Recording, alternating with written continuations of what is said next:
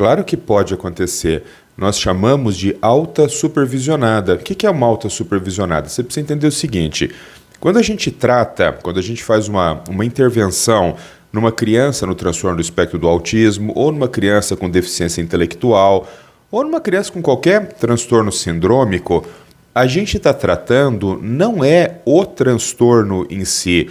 Por exemplo, uma criança com síndrome de Down. Quando você propõe uma intervenção psicoeducacional, uma intervenção pedagógica, uma intervenção comportamental, nós não estamos tratando a síndrome, nós estamos tratando comportamentos que ou eles estão aumentados ou eles estão diminuídos.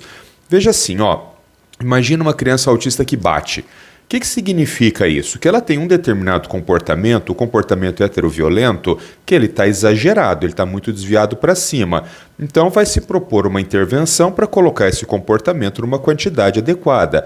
Imagina uma criança com deficiência intelectual que ainda não aprendeu a falar. Ela tem um comportamento, que é o comportamento de fala expressiva, que está desviado para baixo. Então nós vamos propor uma intervenção para aumentar esse comportamento, para que essa criança comece a falar.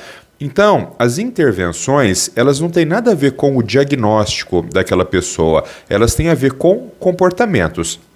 No transtorno do espectro do autismo, é muito comum que as pessoas flutuem dentro do transtorno do espectro do autismo.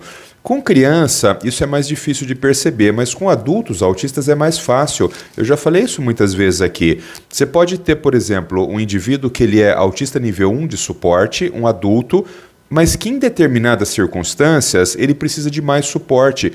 Ele se torna, entre aspas, um autista nível 2 de suporte. Por quê? Porque, dependendo das contingências ambientais, ele vai precisar de mais ou de menos apoio.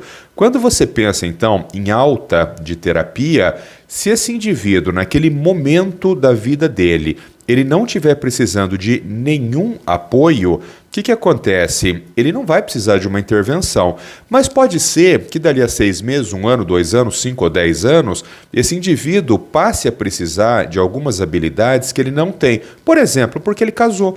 Por exemplo, porque ele mudou de emprego. Por exemplo, porque ele perdeu o emprego. Por exemplo, porque surgiu uma comorbidade no transtorno do espectro do autismo. Então a resposta para ti é sim, uma pessoa autista pode ter alta da terapia. Isso é extremamente comum de acontecer? Não, não é extremamente comum. Mas eu dou altas. É claro que eu tenho uma quantidade enorme de crianças autistas de acompanhamento, né? Então eu dou altas a cada 3, 4, 5, 6 meses, eu dou alta a uma criança autista. Nós chamamos de alta supervisionada. Então ela fica de alta da intervenção, mas ela retorna a cada 6, 12 meses para que o médico possa reavaliar, conversar com a família e de fato entender se não surgiram novas demandas.